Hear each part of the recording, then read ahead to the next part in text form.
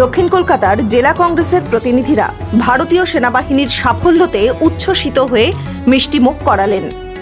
গত বুধবার ভোরের আলো ফোটার আগেই ভারতীয় সেনা গুঁড়িয়ে দিল পাকিস্তান এবং পাকিস্তান অধিকৃত জম্মু কাশ্মীরের 9টি জঙ্গি ঘাঁটি।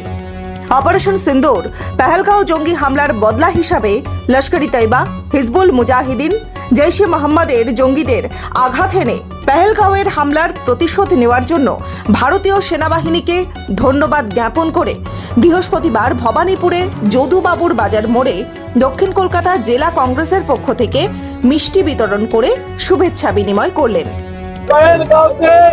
যেভাবে বৈতরণের মাটি আজকে নিরপরাধ এবং পর্যটকদের রক্তে লাল হয়ে গেছিল, আজকে পাকিস্তানে ঢুকে আমাদের ভারতীয় সেনাবাহিনী তার বদলা নেওয়াতে জঙ্গি ঘাঁটিগুলো গুড়িয়ে যাওয়াতে আমরা মনে করি পেহেলগাঁওয়ের বদলা হিসেবে আমাদের সেনাবাহিনীর প্রতি আমাদের গর্ব অনুভব করছে।